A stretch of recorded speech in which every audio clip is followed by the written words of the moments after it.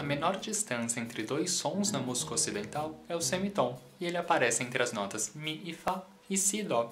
Se a gente somar dois semitons, então a gente tem um tom, e essa distância aparece entre as notas Dó e Ré, Ré e Mi, Fá e Sol, Sol e Lá, Lá e Si.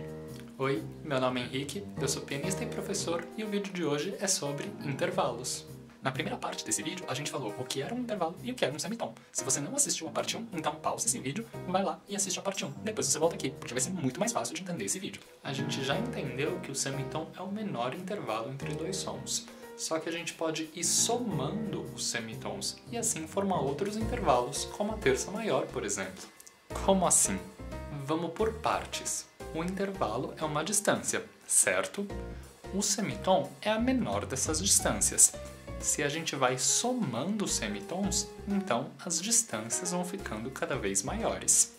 Em vez da gente dizer essa é uma distância de 4 semitons, a gente diz esse intervalo é de terça maior.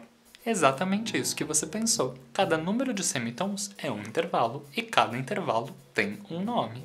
O semitom é um intervalo de segunda menor. Se a gente soma dois semitons, a gente tem um tom. E um tom é um intervalo de segunda maior. Se a gente acrescenta mais um semitom, então a gente tem 3 semitons, ou um tom e meio. E essa distância é um intervalo de terça menor. 4 semitons ou 2 tons é um intervalo de terça maior.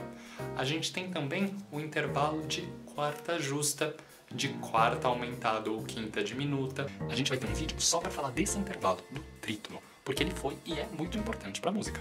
De quinta justa, de sexta menor, sexta maior, sétima menor, sétima maior, de oitava justa. Ufa, pensei que os intervalos não iam acabar nunca, mas não acabou. Ainda tem os intervalos compostos. Tá, até agora você falou os números de semitons em cada intervalo, mas eu já ouvi que dá para contar intervalo. Como que funciona?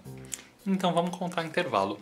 Mas aproveita que você assistiu o vídeo até aqui e se inscreve no meu canal. Se você acha interessante o conteúdo dos meus vídeos, então aproveita para curtir, comentar e compartilhar. O próprio nome dos intervalos ajuda a gente a entender como se faz a contagem. A nota de partida vai ser sempre a primeira e a nota de chegada vai ser sempre a que dá o nome do intervalo. Então vamos exemplificar. A gente vai contar um intervalo da nota Ré até a nota Lá.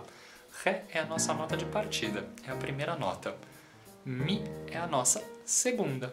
Fá, a nossa terça. Sol, a nossa quarta.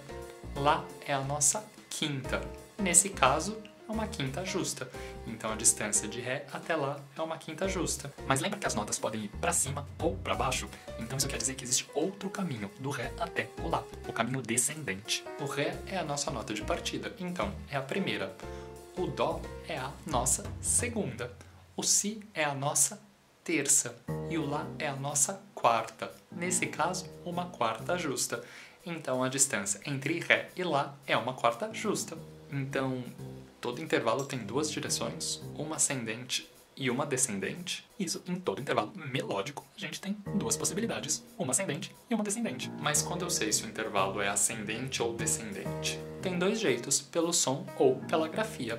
Se o som da segunda nota for mais agudo que o da primeira, então é um intervalo ascendente. Se o som da segunda nota for mais grave do que a primeira, então é um intervalo descendente. A mesma coisa vale para a grafia. Se a segunda nota estiver desenhada mais alta do que a primeira, então o segundo som é mais agudo. É um intervalo ascendente. Se o desenho da segunda nota estiver mais baixo do que o desenho da primeira, então significa que a segunda nota é mais grave. É um intervalo descendente. No intervalo harmônico, a gente sempre conta da nota mais grave para a mais aguda. Esse é um intervalo de quarta justa entre as notas Lá e Ré. Esse é um intervalo de quinta justa entre as notas Ré e Lá. Percebeu que intervalo é um assunto bastante extenso, né? Ainda falta a gente falar de bemol, de sustenido, do famoso trítono e dos intervalos compostos. Mas esses são assuntos para outros vídeos. Abraço e até a próxima!